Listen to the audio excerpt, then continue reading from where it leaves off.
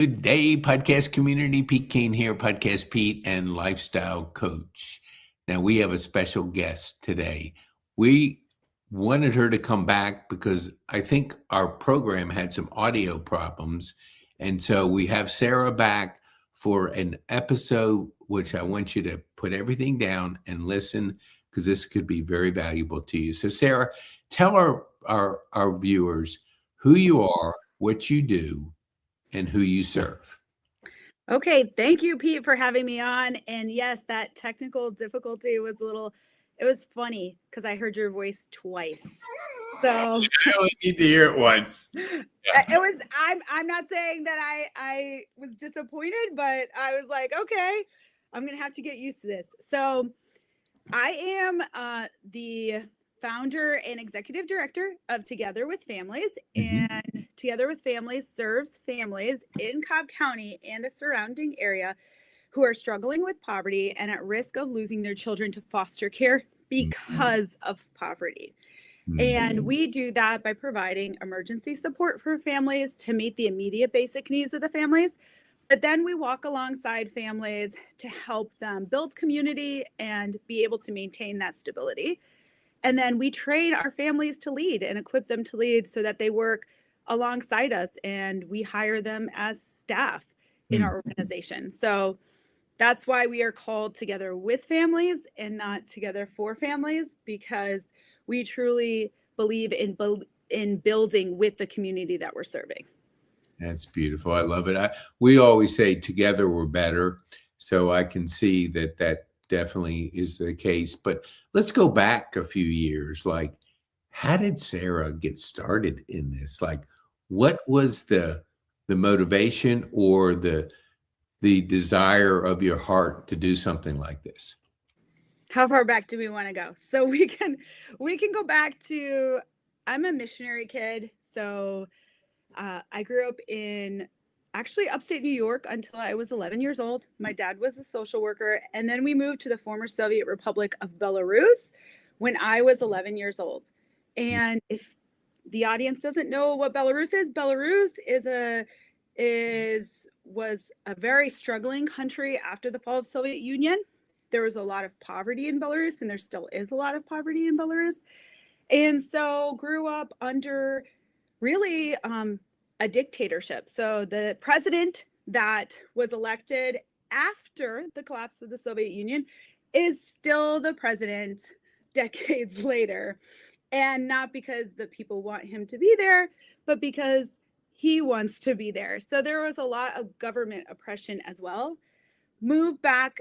So when we were living overseas, we served in orphanages, and I never thought about the parents. When you're serving in an orphanage, you oftentimes just think about the children and think, well, if they're in an orphanage, it's because the parent abused them or did something horrific, or, they passed away or they neglected them. And so you don't really think of parents of children who are living in orphanages in a positive light. And when I moved back to the States, I started working with youth who were experiencing homelessness and in the streets of Atlanta with an organization called Stand Up for Kids. And we would walk the streets and we would talk to youth, and we would help those youth who were experiencing homelessness get stable or get reconnected with somebody safe in their life. And what I found was a lot of the youth who are experiencing homelessness and involved in sex trafficking in Atlanta came from our foster care system. And so for me, Pete, I was shocked because I came from this country where I had grown up in all of my teenage years, where there's a lot of poverty, and it was expected that the orphanage system and the system to care for children who families were struggling would be subpar. But it was not expected that one of the wealthiest countries in the world, the largest consumer in the world, would have such a subpar system to supposedly protect children. And so I couldn't believe the stories I was being told by the children.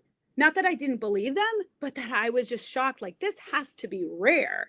Like, these stories of going into a foster caregiver's home and being physically or sexually abused or being emotionally abused, or these stories about being ripped apart from your siblings and your parents when they were struggling, but they never abused you. This has to be rare. Like, these stories have to be rare.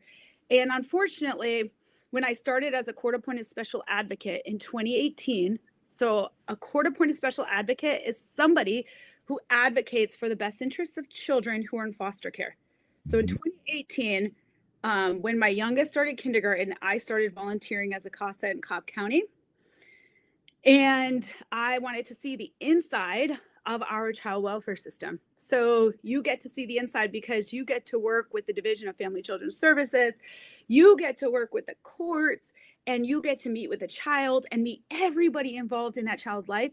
And then you get to write a recommendation to the judge of what is in that child's best interest, because you are the voice of that child. And what I found was that the children, majority, almost every child, wanted to go home. And what was separating them from going home to either a parent or a relative was not people who didn't love them or people who were abusing them, but it was poverty. And that judges and the Division of Family and Children Services was telling me that no, you can recommend them to go home because you have seen that this relative and these parents are safe. But if they can't meet their basic needs, they cannot go home. And what we were talking about was families who were working at Kroger, UPS, Home Depot, Amazon, working class families who were experiencing some sort of hardship in their life that led these children into foster care. So you and I, Pete, we can get sick, we can get diagnosed with cancer, we can struggle with a mental health issue. And I imagine you can go get medical treatment like I can, or you can go see a counselor or psychiatrist. And so what happens with our working class families, oftentimes in our county and in our state, is that they can't afford to address those issues. And those issues become bigger issues. And that poverty crisis, the thing that could have solved the problem, which is money, could have solved the problem, ends up leading into foster care. And so I was shocked by this. And I almost felt, Pete, like I was in a twilight zone, because I was seeing these children who are begging to go home. And we spend on average $32,000 a year for one child to live in foster care. So this huge bureaucratic machine that we call the child welfare system to work. And I'm seeing them and I'm thinking about these kids who had aged out of foster care or who had run away from foster care. And I'm thinking about these outcomes and looking at the data and seeing that, most kids who are in foster care don't graduate high school. Most of them are being medicated for mental health issues. Most of them are not thriving. And we are spending so much money investing in this intervention that is oftentimes not improving their lives and is causing suffering after suffering. And so we're seeing families who are struggling with poverty, and we see children who are suffering. And instead of alleviating that suffering by addressing poverty and social isolation to keep families together, we're causing a whole new type of suffering and a whole new type of trauma. And that's the trauma of family separation.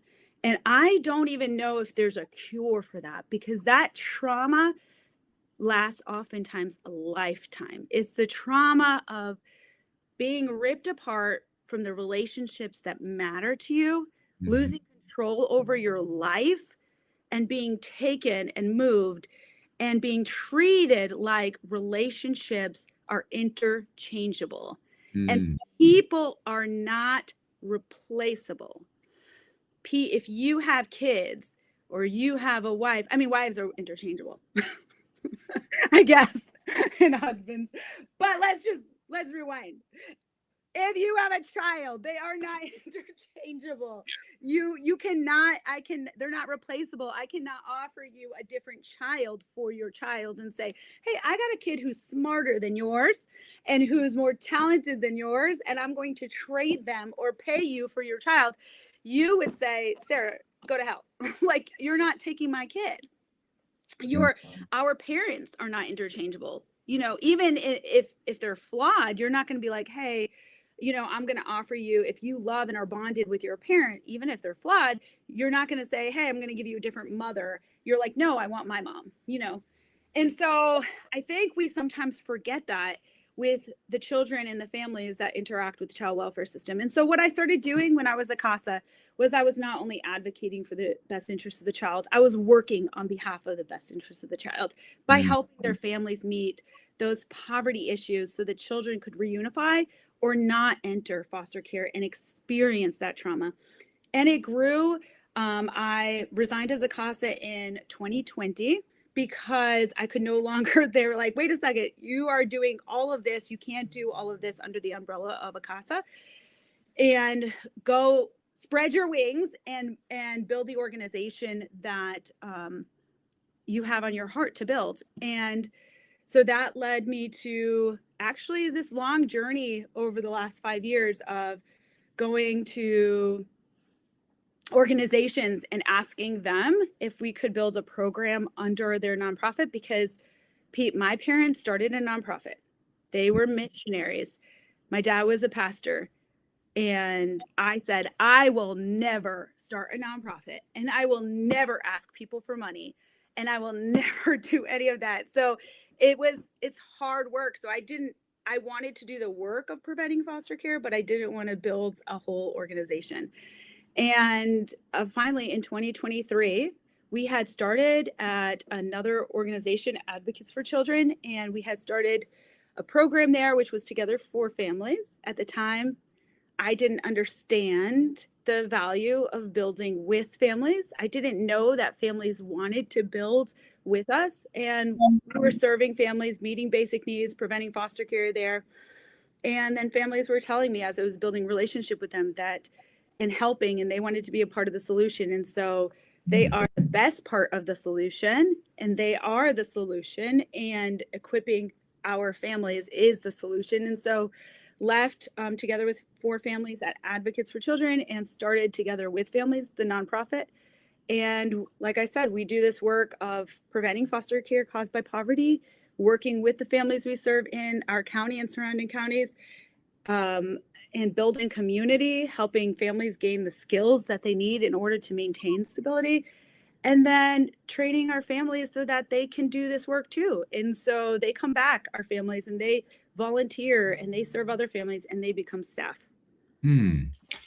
What do you think? Because I had a gentleman, this was a couple of years ago, and he was on the podcast, and we didn't even know how he came about, but he grew up in a concentration camp at age 5, Wow. Russia. So it wasn't your typical pre-K. But what he said was, which was pretty interesting, he ended up, having some issues, but he grew as a result of it and went off to do, he's in different countries, setting up schools. He went on to become a rock star in his own regard in Russia, but then he decided that you're not going to change a country. So he ended up leaving, coming to America, and he's had an incredible career. But what he said was, we talk about PTSD because the mental issues that come from our environment. But he said PTSD, which was growth through trauma. Do you, in your journey, did you ever, I know you're around it, you're seeing it, you're experiencing it. Did you go through anything, a difficult time, and find yourself growing, not wanting to be in that situation, but growing, Sarah, incredibly beyond what you thought because you were in a difficult situation? Wow, Pete, so you want me to cry? Is that the goal? Yeah. So, No, so I want you to share a little bit about your journey. Not to say you cry, but we all have emotional journeys. yeah. We don't always know somebody that, because people out there hurting, and when they see somebody on the other end of something, they Mm, tend to say there's hope. Because when you're in the middle of the muck or middle of the trauma, you can't see sometimes the hope ahead or the mm. light at the end of the tunnel. Was there anything that in your life that you can say, man, I learned a lot. I don't like to go back, but I grew Mhm. so much as a result of it. So, yes, absolutely. And you don't get through life. None of us will get through life without suffering. And we will suffer in different degrees. It's absolutely a tragedy. And I don't know that you grow through trauma when you suffer alone. And so, one of the things about suffering is it is bearable and you can grow through it and you can build resilience through it, even though it can leave its mark and leave its scar forever, oftentimes on people. But you can learn and you can go through it. But oftentimes you need somebody to walk alongside you in order to do that. And Yes. I'm going to share a little bit about my story because we don't have all day. But um, that is one of the reasons why this this issue of taking children and ripping them apart from relationships that matter to them was so painful for me, was because there were moments in my life where I had been isolated from my family and my network, where I suffered alone. And that to me was the worst thing that could happen to a human being. And Mhm. so seeing children taken from people who are what we call protective factors, these protective, so we have what we call adverse childhood experiences, and then we have positive childhood experiences, and then we have buffers to stress. And these buffers to these adverse childhood experiences are relationships. And they're relationships that matter to us. They're relationships where we can feel fully seen and fully belong. And so when we take people from those relationships, we are causing so much trauma. And when they're going through trauma without them. So going back to my story, I mean, missionary kid, I left Belarus when I was 17 years old. I was a wild one, really rebellious. I mean, compared to kids are nowadays, I wasn't that wild, actually. Mhm. But, back in the olden days when I was a teenager, it felt kind of wild in my family. But I left Belarus and I moved. Actually, I was in Colorado and going to a high school in Colorado. And I had a traumatic experience in my life. So I had experienced before that rape by somebody I didn't even know. And it was in Belarus. It was an American who was there. Not going to go into that story, but I carried that with me into Colorado. And I didn't tell anybody because there's shame. Like, the interesting thing about trauma is oftentimes even the victim can feel shame from that traumatic experience. And so shame is what isolates people. Shame Yes. is, and it keeps people isolated. Totally. And shame is also what keeps people in poverty, because when you're not connected to people, you're not connected to the same opportunities as other people. We know that networks are what build opportunity. When you're starting your own business, when you're living, that's the same. Social isolation breeds poverty and also foster care. So that experience, and then I was in Colorado. I was with friends. I moved in with a friend. I was drinking some. Then I went to UGA. I started at UGA to get my bachelor's in music, and that was the year of 9/11. And so I just felt like the whole world was crashing down and I was so depressed. I was at the time, I would just like sleep in my bed, or sometimes I would go out because I was like the designated driver. I didn't have a car. I was driving my bike everywhere. So I'd get hit by a car the first semester.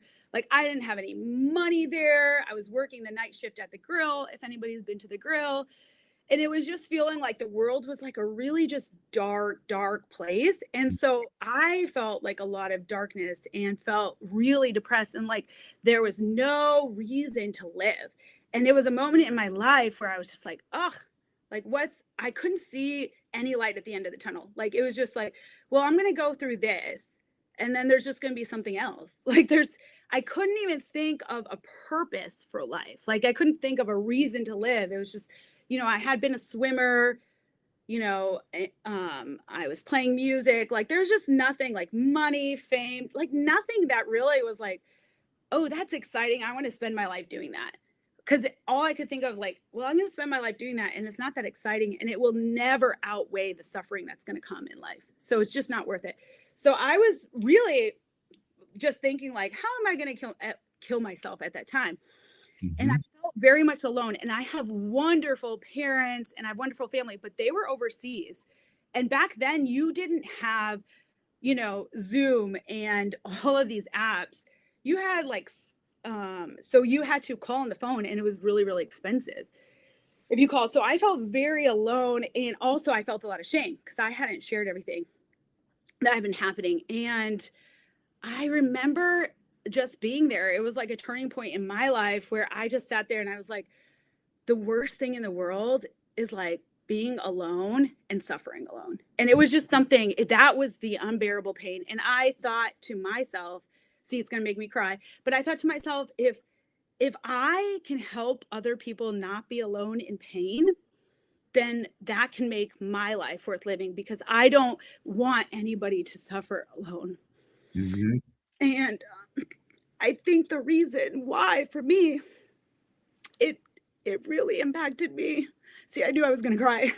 It really impacted me when I saw the kids separated because I saw they were alone and they didn't have it. They didn't know who to trust. Even though they were with a foster caregiver, it was somebody they didn't trust oftentimes. And they were moved and they were taken from relationships that they trusted. And so they felt, you can feel very lonely and alone amongst many, many people because you are not being seen. Yep.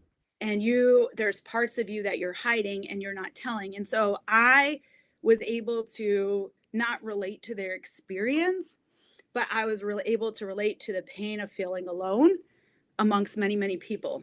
And that was like torment, and it felt so unjust and so wrong that you could do this to a child and our tax dollars were paying for room and board in a stranger's home for this child to suffer when it could be paying to keep this child with the people that they know and love.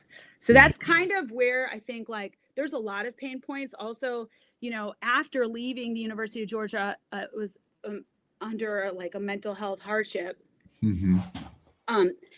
After leaving there, I literally got pregnant 3 months later. So I was, so you think about shame and you think about parenting. And so it was like, there was also this component where I was 19 at the time and I'm not married and my parents are pastors and missionaries and people are talking like, oh my gosh, and thinking like, even though my parents were compassionate and loving, they were disappointed and they were sad. And so not wanting to disappoint people or make people sad or disappointing you. So there was this whole time in my life where I felt a lot of shame and felt like, oh my gosh, I don't want to fail again. I don't want to fail people. And also a lot of fear because there was a lot of talk like, oh my gosh, amongst family members and friends, like, how can Sarah raise a child? Like, she's a train wreck. Like, who's going to have to raise this kid? And it made me feel inadequate as a parent. And so I was able to relate to the pain a little bit of the child, but also relate to the pain of the parent of feeling inadequate when you're not inadequate. Yes. But just the circumstances and conditions in which you are inadequate.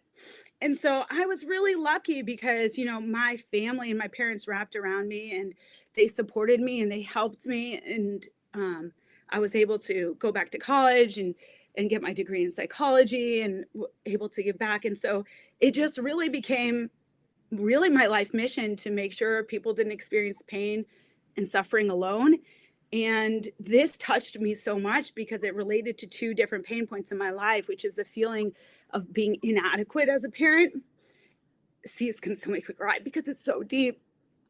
And then feeling of being alone in your pain. And so I could relate to the pain the parents were feeling and the shame that they were feeling. And then I could relate to some of the pain that the children were feeling. But obviously, their pain, if I could relate to a little piece of it, it's unbearable what we put these children and families through. And when it's unnecessary and our tax dollars are paying for it, it's so unjust and so cruel and so unnecessary. Yeah, no, thank you for sharing that. I know that I've been through depression, suicide, and the shame when I would be in a small group and I'd mention something and people would say, "Well, why didn't you tell us?" And like, what are we supposed to do? Like shout from the rooftops that you are in this muck, whatever you want to call it.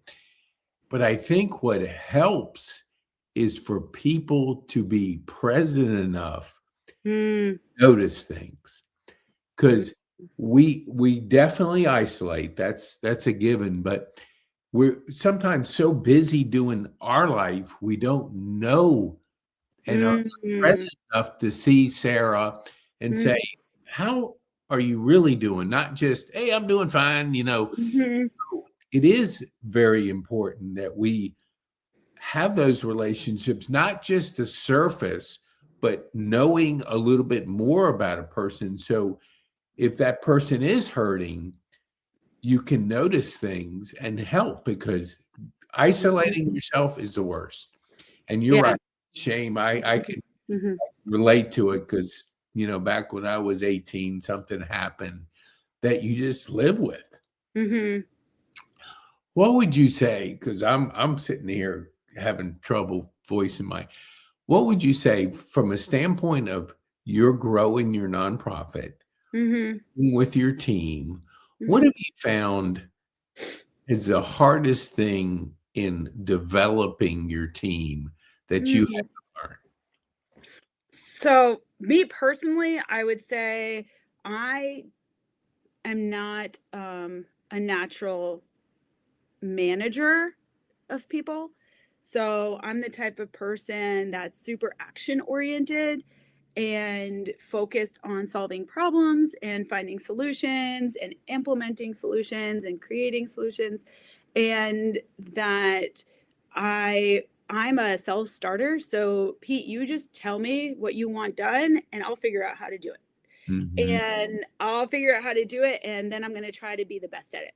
Like that's just how I'm wired. And not everybody's wired that way. And so I guess personally approaching when starting the nonprofit, that's kind of how I approached leadership, was like, okay, we need to get this done. This is a problem. Here you go. Go figure it out. And that's not the right way to actually manage people and teach people and develop people. It was just the way that it works for me.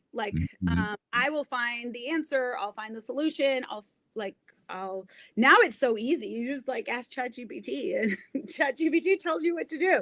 So back in the day though, it was you actually had to call an expert or look up an expert or find an expert, but it's just always the way I've been. And so I've had to kind of learn, that's one of the things is just, I love the work that we do. I don't work a day in my life. I love the work that we do and I pour in.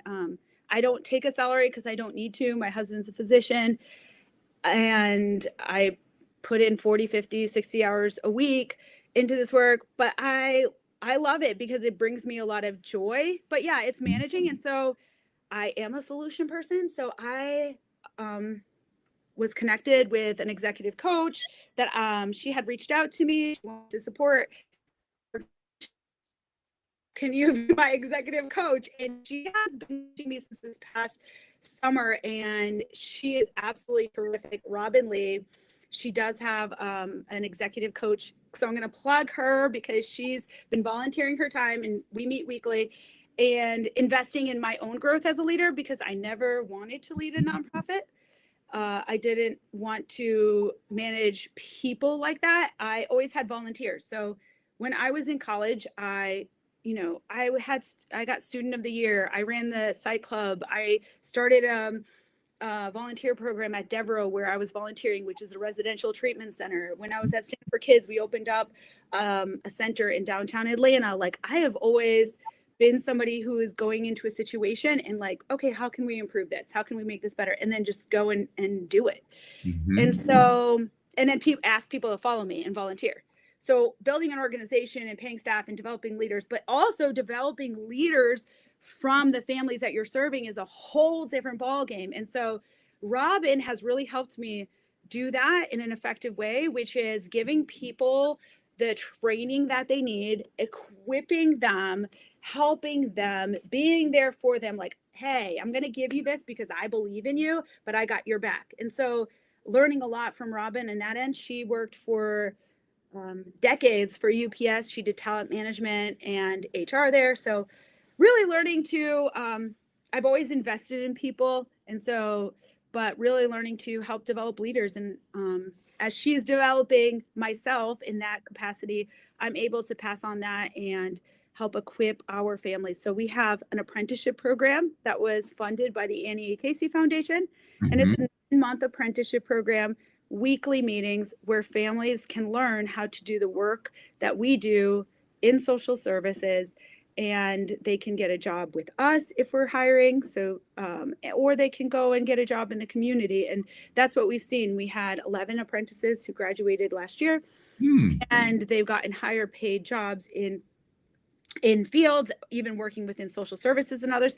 And then we've hired, we have 2 of our apprentices that are fully on staff, and another one who does some more part-time work with us. So that's, I guess that's the biggest pain point. That I would say that you can learn how to do anything. So, that's just was a challenge for me to learn how to be a better manager. Yeah, that's beautiful. I love that because I've been a coach for 3 years, and I think the world needs more coaches. And there's a principle that we say your business won't grow or your nonprofit won't grow before you grow. That's You true. have to grow first. And so what people do is they don't work on themselves, but they think their business is going to magically grow if they do whatever the task, whatever they do. So there is a lot to be said with you investing in you to grow Sarah. And as a result, your nonprofit will grow. What do you think? I've known Tom for a number of years. And when he, left Muss, I was curious about what he was going to do because he's good at what he does. Very good. And he could, now, kind of choose who he wants to work for. But he was drawn to you. I don't know why. I didn't necessarily ask him that question. What do you think? I mean, he can pick all the different ones and work when he wants. Why do you think he was attracted to you and your nonprofit? I think because Tom is a real and authentic and genuine person, and he genuinely he wants to help people, and he wants to use his talent and skills to help people. And he recognized that our organization is real, genuine, and authentic, and realized that we were lacking in his talent and that he had a lot to offer us to help us scale because we were missing his talent and skills. And so I think he saw an opportunity here that he could work with like-minded people who wanted to do good in the world, who were genuine and authentic and real, and where his talents would be optimized here because we don't have we didn't have his level of talent and skill. And so, and that's exactly what's happened. So he's been such a blessing, and building our community of partners and support. And really for us, it's about relationship building. So I don't just see this. So Pete, I don't just see, we want to ask people for money. We need everyone's money, like we do, because that money goes into doing this work. It goes into helping families prevent foster care. It goes into practical support for families, housing, emergency hotels. It goes into utility payment for a grandma who can't pay her utilities.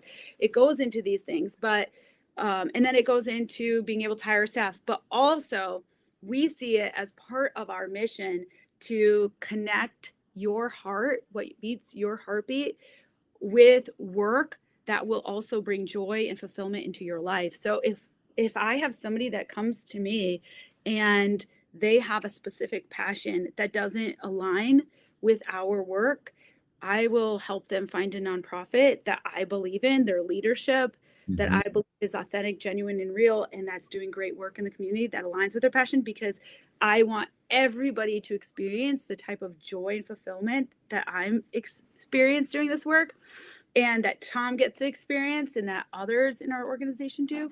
And so it's also to our community. So want, I want to, we want to help all of our community. Like, Mhm. we want to be a melting pot for people who, if your heart beats for this and this breaks your heart and you want to be a part, well, let's figure out how we can partner together and work together using your talents and skills and what we have to realize what matters to you. So we have programs that we have volunteers helping to run and start volunteer programs. For instance, we just gave away a car to a mother who had, tell you a little bit about the story if we have time, but Yeah, she, sure. yeah, so last summer she was being violently abused by her husband, and she was in a hotel. She had run away from him, but he was coming back. The police were involved, and she had nowhere to go, and she called domestic violence shelters, and they were all full, and there was no place. She was supposed to check out of the hotel at 11 o'clock. One of our partner agencies called us, Center for Family Resources. Shout out to them, because they're a wonderful organization that serves families who need housing support. And they reached out to us and they said, "Hey, do you have any support for this mother?" And we won't put a parent in a hotel if they are actively running from domestic violence, because it's not safe, because that person can bail out, bond out, come, and then come get them. So we were on the phone, and Nicole gives permission to share her story. So I'm saying her name with Nicole from 9 a.m. to 4 p.m. that day, trying to find a domestic violence shelter in the state of Georgia. She only has one child, and still, the only shelter we could find was all the way near Savannah, which is about 5 hours from here. And Mhm. so that evening, she didn't have a phone. He had crushed her phone, he had crushed her computer when he was violently trying to kill her. And she we put her in an Uber and paid the Uber driver and drove her all the way to Savannah, and then continued to support her in that program. She was there for a month while the hearings were happening here, making sure that he wouldn't come out to come after her.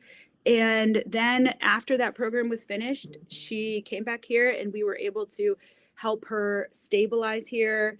And she's in housing now, and wrap community around her. So she comes to our family cafes monthly, and she met one of our volunteers and some other volunteers, and we have volunteers who helped watch her son so that she could go to the bond hearing where her husband was trying to bond out.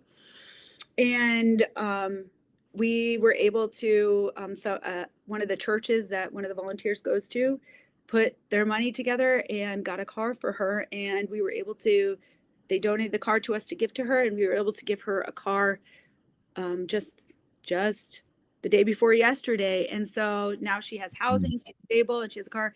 And our goal would be she's an excellent writer, and she loves to write. And so part of her passion is to write and to share her story.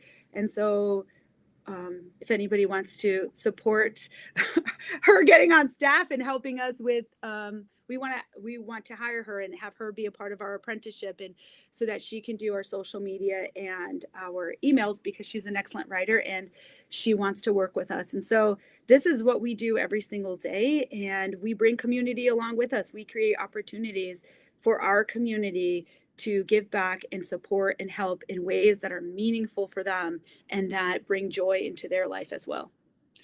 That is beautiful. I love, it fills your heart when you step in a very critical, desperate situation to, allow somebody to continue their life and for their son. So thanks for sharing that. I've done probably at least 50 or so podcasts with nonprofits. And what I've noticed, I kind of see patterns of things. Maybe that's my dyslexia, is people are very passionate about what they do. But if you can't get money, Mm-hmm. you can't go to first base because you got to have the funds, Mm-hmm. but you have to be good at asking and connecting with people that want to support you, but they have to know about the impact that you're making. So if you had to like a magic wand and you had it in your hand and you can 10x your impact with your nonprofit, what would be your wish that you would want for your nonprofit? We have 400 children who make a cry again. We have 400 children who are in foster care in Cobb County. So I would want to be able to bring all of those children home who are there unnecessarily, which is estimated to be over half of them, and to prevent children from entering unnecessarily. So our goal would be to, if you gave me a magic wand, to be able to serve every single family that needs us, and to that in 5 years from now, you said there's 50 kids in foster care and children are more safe in our community. And it's because we supported a nonprofit that supported families and community to support each other. And that's one of the most important things that we do is when a family is stable, we build community so that families can support each other. We have monthly family cafes where volunteers, they can come. Actually, the Atlanta Braves are, because of Tom's connection, they're going to be funding the meal for our next family cafe on March 6th, where we teach skills, budgeting, those skills that can maintain stability, but also building community. So what we see in our community is our families are babysitting each other's kids. They're giving each other rides. When somebody's car breaks down, they can reach out to each other. And so this is the kind of ripple effect that lasts and creates intergenerational and multi-generational change. And that's what we're looking for. I can tell you, Together with Families can go away tomorrow and not exist, but our impact would continue throughout generations because we are training and equipping the community that we serve to serve each other. So that I don't believe in program. You can't create prevention and create programs without creating community, because programs come and go and people need relationships that last. And so we create those opportunities to create healthy relationships that can last. So wave a magic wand, let's say 5 years from now, because of the support of our community, that there's only 50 kids in foster care in Cobb County. And those are kids who really need to be there. And the rest of the kids who are with their grandma because their grandma got her hot water heater fixed in time to keep them.